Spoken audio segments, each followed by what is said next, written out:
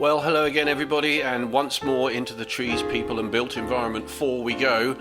This week we're going to be interviewing Professor Ian Bateman. Sharon, over to you. I've never interviewed an economist before. I know, economist. I mean, how did we get into this field? This is a completely different stratosphere, isn't it? It was a bit daunting, but he was so much fun.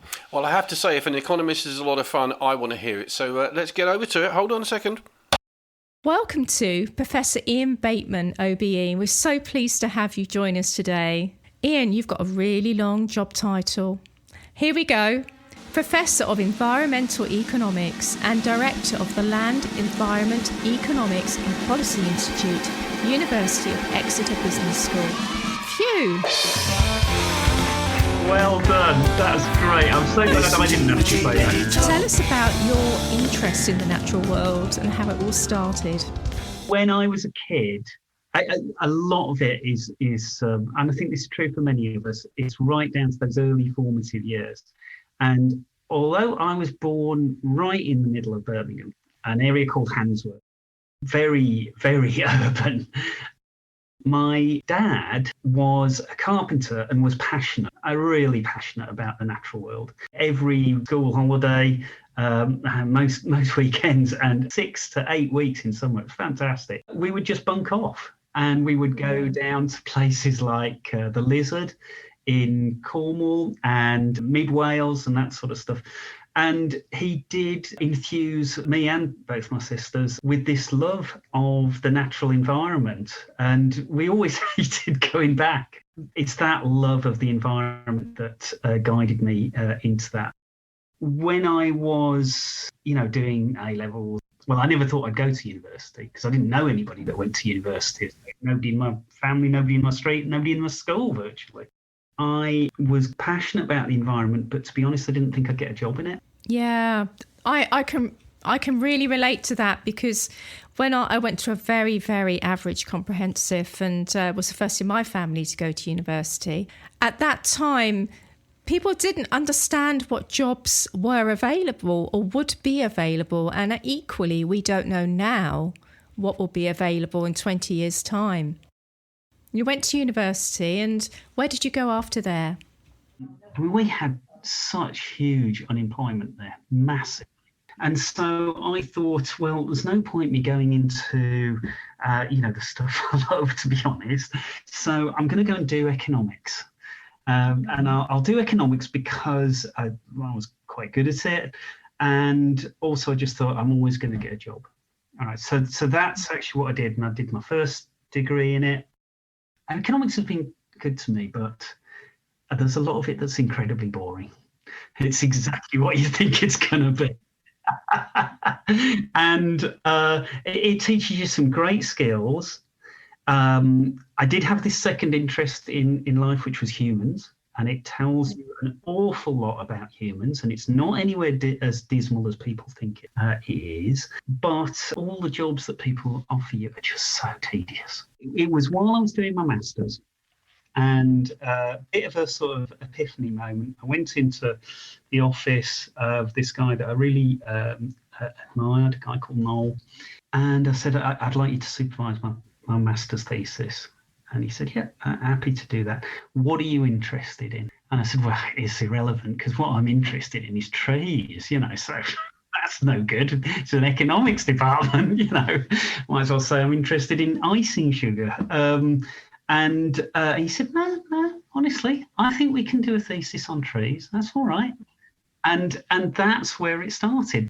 I started unmarried. I ended 8 years later with 3 kids and a wife and a house. I suppose I kind of improvised as I went along, and I did more and more on what I was interested in, which was trees. In a way, that's really what I've been doing ever since. The absolutely wonderful thing about trees is that they are so complex and they generate so many different positive and negative effects when you plant a tree, generally more positives than negatives, but we have to recognise the negatives as well, otherwise it can't be fair.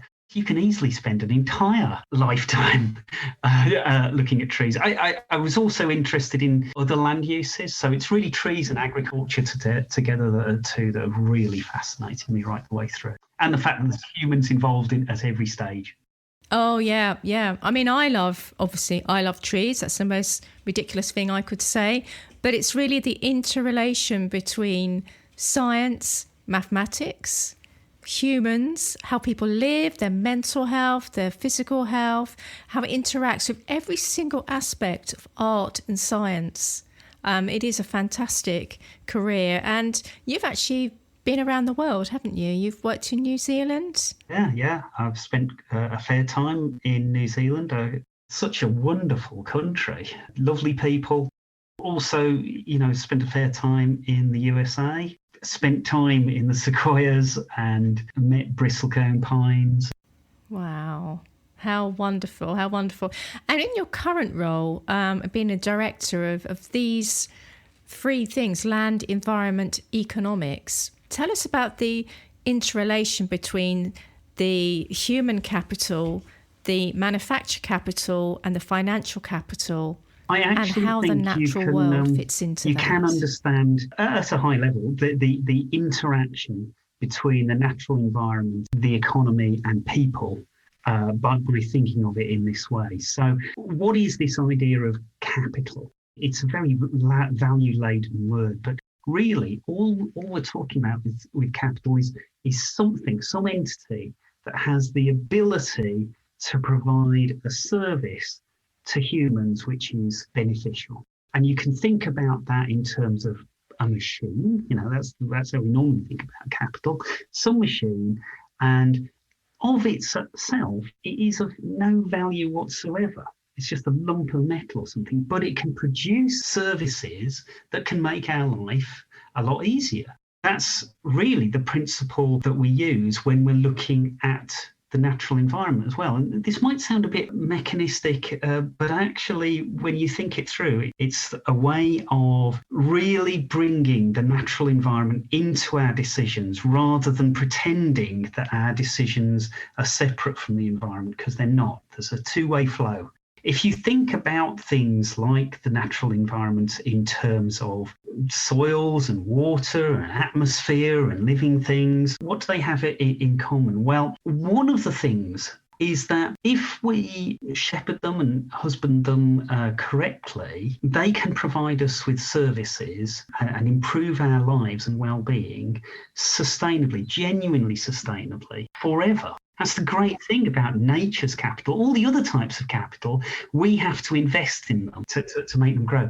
Here's a source of potentially unending support and services for our well-being. The only thing that we have to do is not mess it up. So this is something I'm really very interested in and also a bit passionate about. So let's just think about the complexity of real-world decision-making. Let's make you, okay, Sharon, I'm going to make you Queen of the world, all right? And you are in charge of everything. People are laughing all over the world right now, so she already thinks she is. Is that right? Right. Well, I'm just telling them what the real reality of life already is. So what you say goes, all right? And I'm going to add one other thing here. I'm going to assume you're a nice queen, all right? Oh, I'm lovely. Oh, you seem it, absolutely. And what's more, you want what's best for everybody. Now, how are you going to do it? You've got to look at all those different types of capital. You've got to bring them all together. You've got to make this incredible set of goods that determine our well-being, all right? So you've got limited resources, huge, unlimited list of wants, okay? What are you going to do? You can't just say yes to everything. That's not allowed. So I think what you're going to do is you're going to say, I need a bit of information here. I was going to say what I would do if I was Queen of the World, apart from getting a really nice throne, probably sort of pink velvet, is I would listen and research. I would listen to what people think. And that's really what the basis of any study is. It's listening and looking and analysing.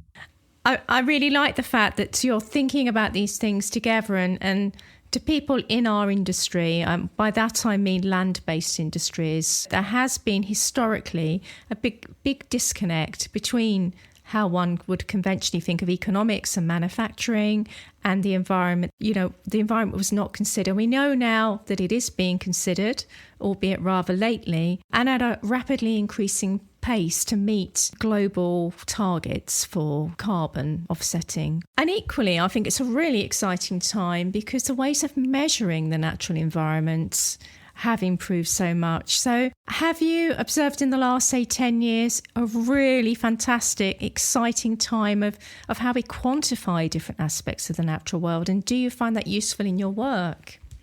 Yes, absolutely. It has been incredible. It is important to try and measure these things. Why is it? Why can't we just, do the right thing? Well, the problem is that we have a set of wants which unfortunately is greater than the resources available to satisfy them. We have a finite world.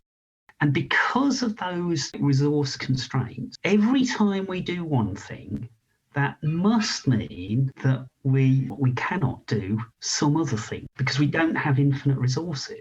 There is always a cost to doing something. And if you ignore that, then you're not making decisions fairly. You're ignoring a cost either on other people now that could be benefiting from other actions, or, and this is very common, people in the future. If you take something like fish stocks, so you can think of that as a form of natural capital. You've got the population of fish in the world, and every year it generates a new set of fish.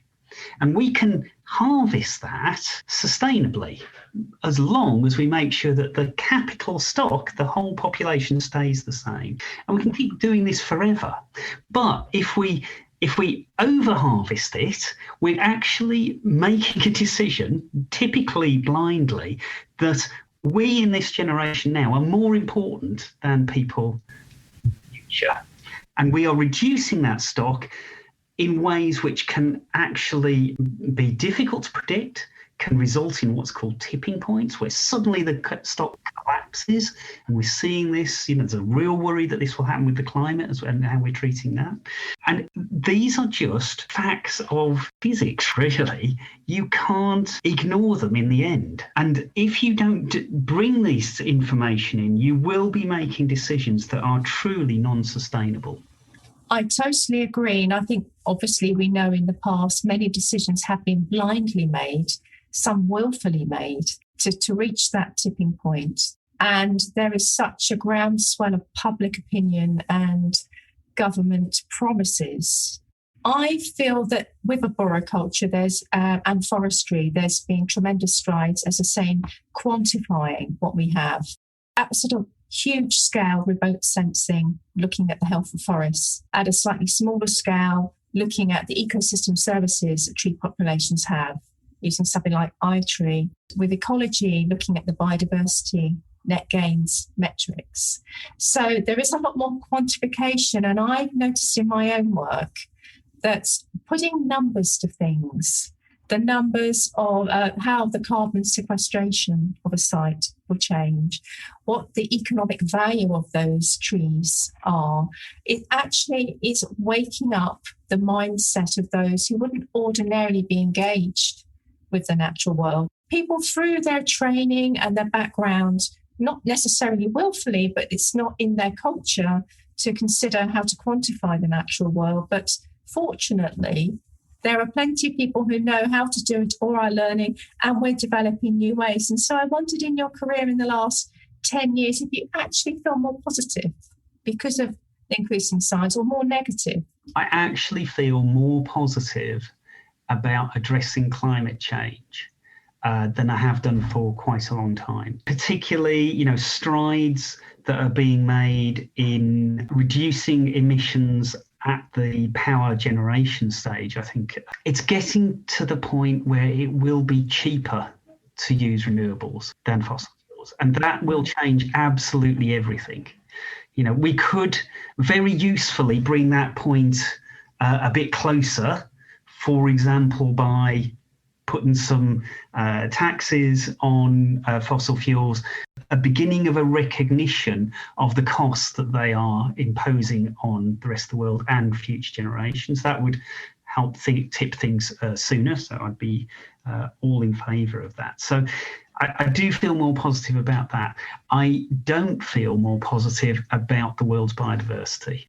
We have an issue that we still are in this strange mindset that biodiversity is something that just happens elsewhere, and it's nothing to do with us. And the fact that we just bought this, mahogany table, or that we are drinking our cocoa and frying with palm oil and that sort of stuff, and it's everything to do with us. We are a long, long way from institutions which will actually make it in a firm's best interest to protect biodiversity as opposed to degrade it. So I'm not a person who thinks that we should rely solely on polemic and sort of arguing that firms should do better.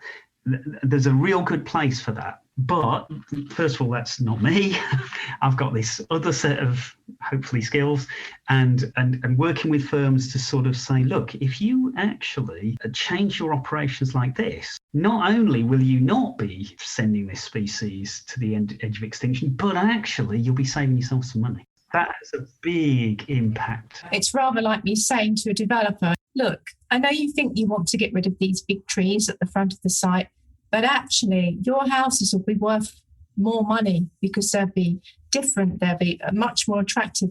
It's making the economic case, which I think where your work is so important because it cuts across the greenwash language and people like me hugging trees. You're getting to the core. You're speaking the language of people who have a lot of power. It's a very, very important part of the societal response to the situation we're in. But what worries me is when that's the only response we've got.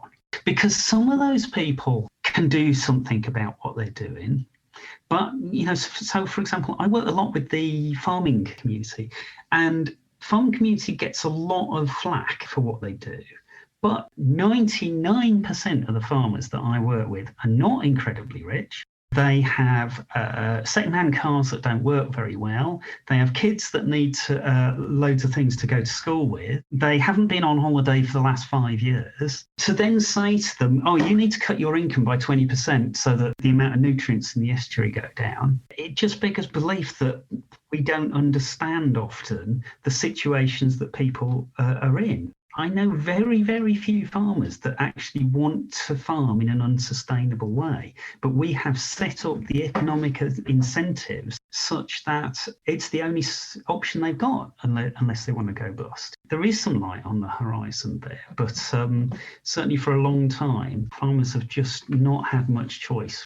What are your thoughts on how economically it might work for the farming community to put something to create a more biodiverse farm? Do you have any thoughts on how you could make a change that would work for the well-being of those who are just scraping a living? As you say, many of our small farmers and dairy farmers, they're just scraping by. We have been working for years on modelling farmers' decision-making, and it's one of the most complex models we've ever had to come up with.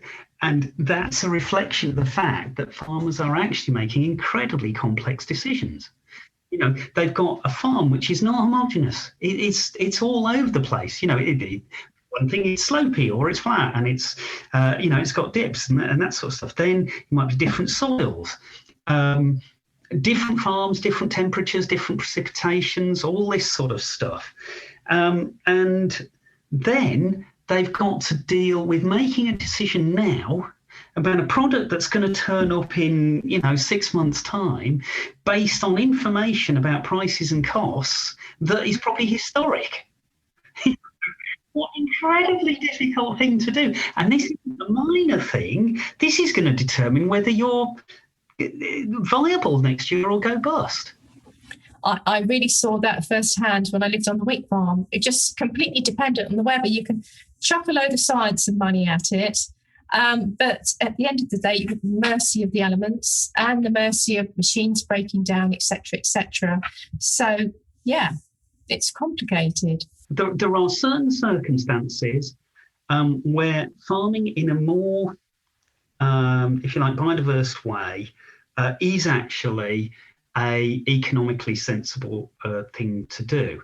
But there are these huge uncertainties.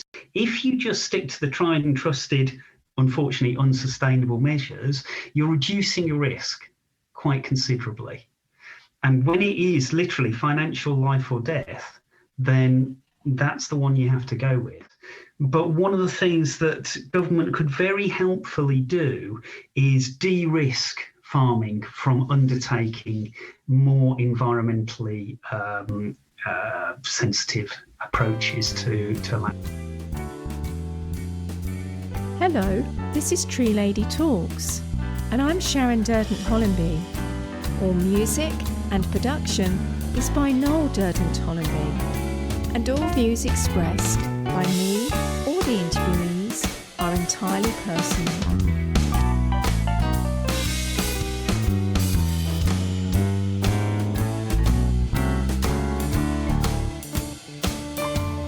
Because I'm going to talk about something else. I'm actually reading a book at the moment because I'm doing a fireside chat for Trees, People and the Built Environment with an author called Richard Louv, who writes about our wild calling, and it's talking about loss of connection with animals and how important it is to reconnect. One of the things he talks about, which I think chimes with what we're talking about today indirectly, he talks about the habitat of the heart. All this evidence that you're gathering to present a case to make a change which is economically sustainable, that because ultimately it's probably economically sustainable because it's environmentally sustainable, and to make that change you've got to change people's hearts with facts as well. I think there's an analogy there between what you're saying there and what I was saying about the biodiversity challenge and making it sustainable. Most of the companies that I work with, they don't want to destroy biodiversity, and farmers don't want to do things that are unsustainable for their land. But there's an economic system which has made it very difficult for them to do anything else. That is the way that at the moment we've organised our economy. And yes, we do need to change it. But I would say that what you need to do as Queen or Empress Sharon of the entire galactic order, what you're going to need, and I think that's what you were in effect saying when you're saying I'm going to listen, is you need information. I actually think it's extremely difficult to deal with information without understanding how different options, different use of our limited resources trade off against each other. For example, if you listen to someone and they say, right, all that matters is having a good health service. Well, you know what's going to happen. We're going to have shiny hospitals and no roads or transport to actually get the patients there. Trade-offs are a lot easier to understand in terms of numeric information rather than qualitative, because you end up with people just saying, no, what I think is really important. Just, what do I do with really important? Is that more important than very, very important, which this person over there said was their thing? So numbers, I think, really help. And the final thing, which you might disagree with me on that, and that's fair enough, is it's a lot easier to deal with numbers when they're in the same unit. So if I said to you, okay, how many tons of carbon trade against a number of visits to the woodland, trade against tons of timber, trade against the change in flooding risk associated with planting trees, you can't answer that when you're looking at those natural units. So you try and put them into a common unit. I think money is the best unit. Why? Money is a unit of value, which is what we're trying to get at. We're trying to get at how much you're going to improve people's lives by this. So at least it is a unit of value, whereas sort of trying to put everything in calories or something, or joules of energy, that doesn't work. The other big advantage is that, especially when you're looking at something like protection and enhancement of the natural environment, the budgets that governments set up for that are set in a process which broadly, there's a lot of horse trading, but broadly sets out the budget for everything. It sets out the budget for the environment, for education, for health, for security, all of those things. And all those other things are accounted for in money terms, even health. So they'll put a value on how much should we spend to save somebody's life, because it can't be cut, because otherwise we just save one person's life, All of those other things are in money. And then environment often is presented in 50 different units or 1,000 different units. And if you're Queen Sharon and you're trying to do the right thing and everything else is in one unit, you can make that commensurate quite easily. But if all this environment stuff is in 50 different units, how on earth do you work out how much of your limited resource to put onto the environment? Wow, I just want to pause there, because I think that makes so much sense. Because I really love that, because as land-based environmental industries, we're often decrying the fact that people aren't really listening, that it is all a bit woolly and, and we do need habitats of the heart. But actually, it's really interesting the way that arboriculture is going and forestry in measuring financially. The fact that the iTree ecosystem services actually leads to a financial value of different elements of the services that trees provide, how much saving is made on surface water runoff. And that when I talking those numbers, the monetary value, then the decision makers and clients sit up. So I really agree with you. So now I feel that we need to work to sort of put values on everything. But I can see everybody debating ad infinitum, really. How can you value a meadow?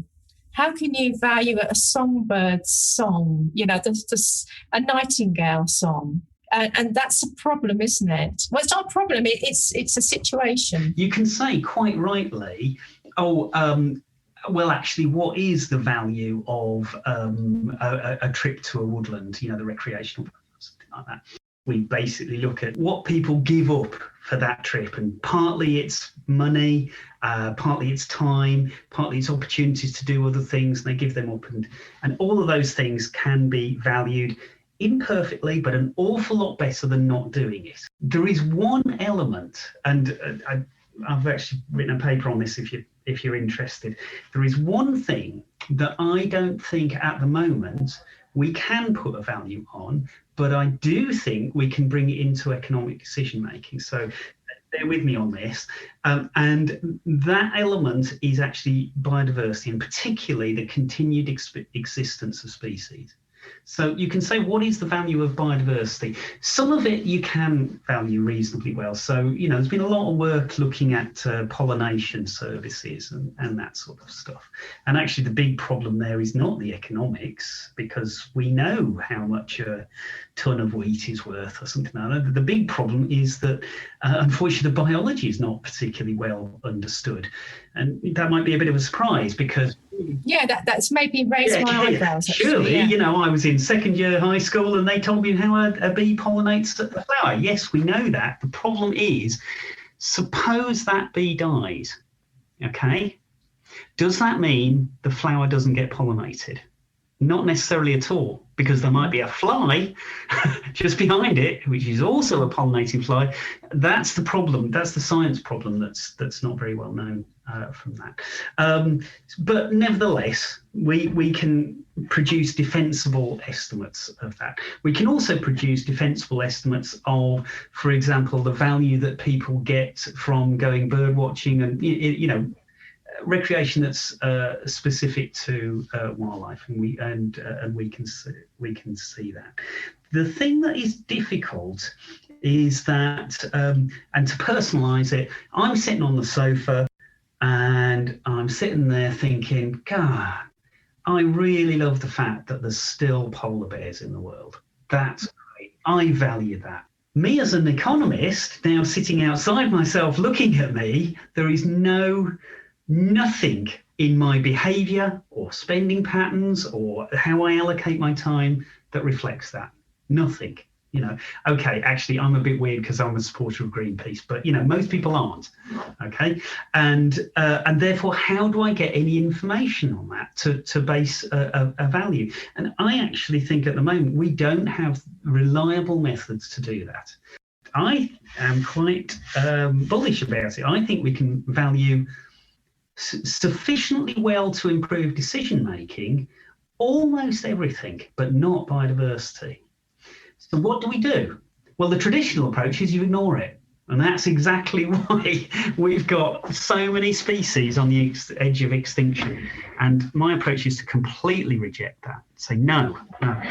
We know there is a value there. We don't know what it is, but we know there is one. And what's more, we have an inkling. It's probably pretty big. And so what can we do? Well, one thing we can do is we can look at measures of people's preference for the existence of animals based on surveys, based on the fact that some of them do join Greenpeace, that sort of stuff, but also their elected representatives have signed agreements that say we're not going to allow this to happen. They haven't kept them very well, so let's enforce them. Let's add to every single decision that we make from now on the absolute guarantee that it will not further degrade biodiversity. That is a way of bringing biodiversity into economic decisions, because what you're saying is, okay, there's 5 options here, 2 of them make things worse for biodiversity, so they're off the table now. Don't care what they're worth, we're not doing those. Now we'll look at the 3 that aren't going to make things worse for biodiversity. What you find is things that aren't going to make things worse for biodiversity typically actually have a beneficial effect on biodiversity. You could put in stronger requirements. You could say every project from now on has to give a net gain for biodiversity. And that's what's ideally going to be happening in the development industry with biodiversity net gain. But I wonder also about people's purchasing power. For example, the growth of the organic food market.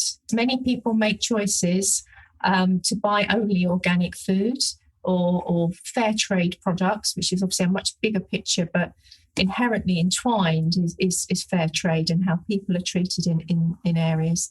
And so those products often have a premium price. So those who can afford it and want to make the choice can buy them. But there are many people who can't afford it and so have no choice other than to survive by buying cheap palm oil. We know how harmful that is. If it's left to the free market, then there's forever going to be this mass purchasing power of things that harm, simply because people have to live. What can we do about that? It's a massive question. I think you basically just asked me to solve every problem in the planet. I'm going to do it in bits. So the first thing you asked me about was how I would put it. In fact, there's a link over the whole thing. I have just been talking for the last few minutes about sort of like a very economic perspective on the challenge that we've got, right? And trying to make sure that all the positives and negatives of each option are included in the decision. If we did that, if we just did that, it'd be a huge improvement in decision making, because one of the big problems is we just don't consider all the benefits and all the costs that are associated with that. And when I say benefits and costs, I'm not just talking about stuff that has pound signs that is traded through markets. So better water quality in our rivers. There might not be, you can't go into Sainsbury's and buy better water quality in rivers, but that doesn't mean it's not a genuine benefit. Okay, this is the difference between economics and, say, accountancy. I'm not having a go at accountants, but accountancy, that's all to do with what's happening in the market prices, market costs, that sort of stuff. True economics is about that, plus all the other influences upon well-being. Okay, all those things that happen outside markets. That's why true economists, are the white knights of the academic world. No, but I hadn't thought about economics like that. It's fascinating. That's the real difference. You see, nearly everybody uses the word economics wrong. They use economics when they're thinking about accountancy. And that is not what economics is about. Economics is about all of the influences, positive and negative, upon human well-being. So one thing I want to stress then, and I think it comes out of both the organic side of what you're asking and the poverty side, is that even within this expanded version of economics that we're talking about, I'm still talking about something that often would feel to people as quite a scientific, maybe almost clinical way of looking at things.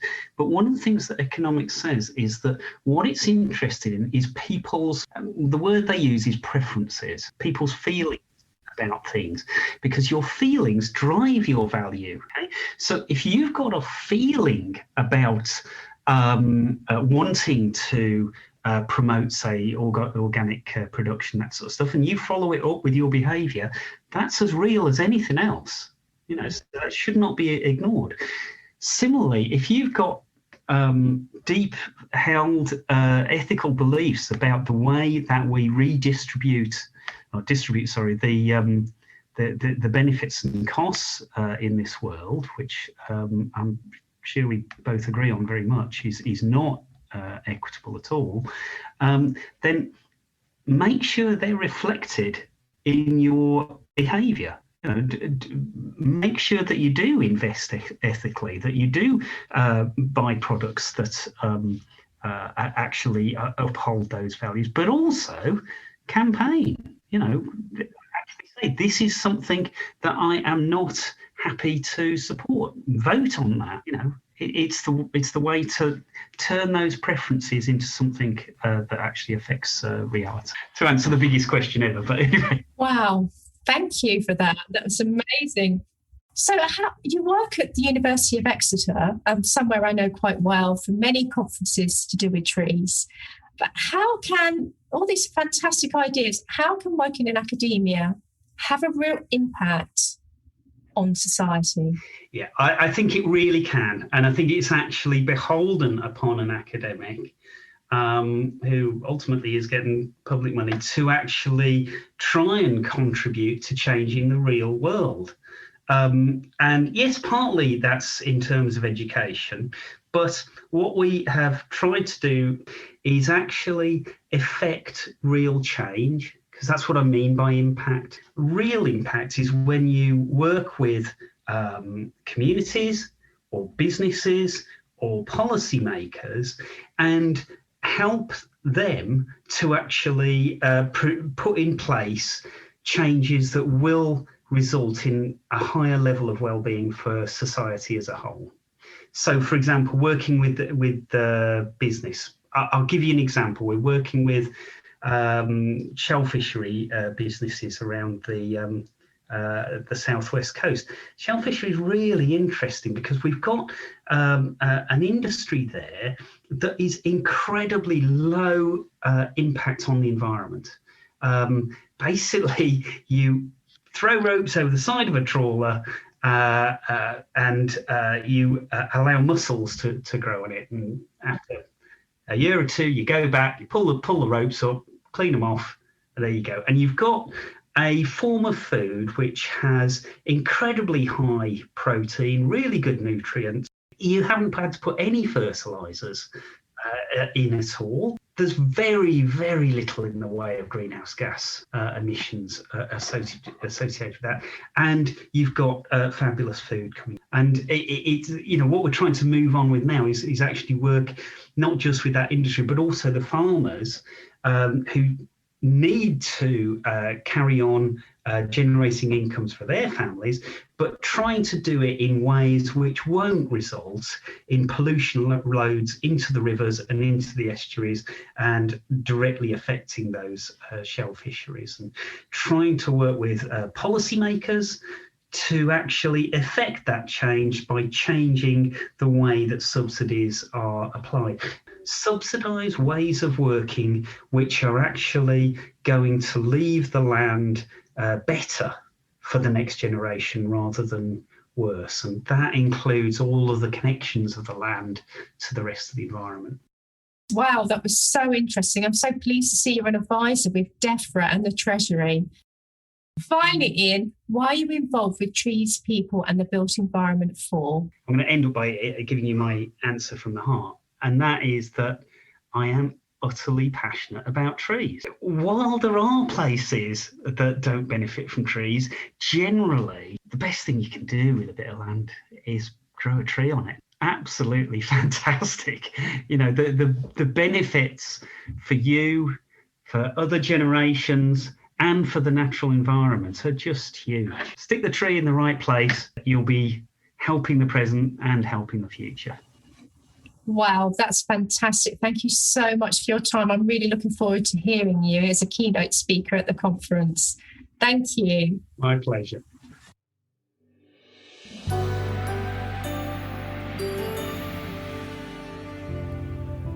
Well, I knew I'd be able to get it in. Ladies and gentlemen, the Queen of the World. In fact, it's almost like a Star Wars thing, I think, is going on there.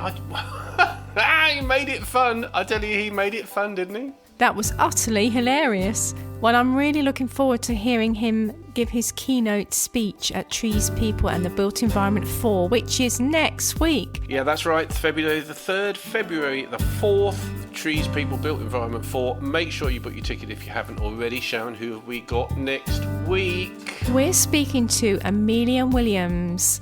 Amelia is an arboricultural consultant and also she's an expert on bonsai trees. Bonsai tree? Oh, I like bonsai trees. Tiny but huge in character. Absolutely. And there's some correlations really between looking after normal full-grown trees and bonsai trees. And I also want to speak to Amelia about her thoughts on ash dieback because she's carried out a lot of work on surveying trees of ash dieback disease. So I'm really looking forward to Amelia. She's got so much experience as a consultant and a tree officer and bonsai extraordinaire. Fabulous. More ladies in ARB. Love it. Can't wait for that. So don't forget to subscribe if you haven't already. And you can catch us on Facebook. Sharon Hosgood Associates. And Instagram. Tree Ladies Talks. And Twitter. At the Tree Lady 67. But before we go, I just want to say hello to all of our listeners in Slovakia. Oh yeah, no, good point. Good point. With the charts came out this week.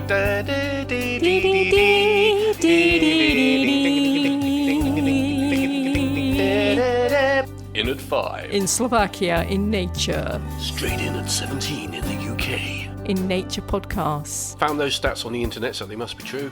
No, it's been another marvellous episode, and it took us by surprise, I've got to be honest. And so great, well done. Thank you very much, Ian. A lot of fun. And I also like the spaniel barking, which of course you won't hear on this edit, but that was a lot of fun.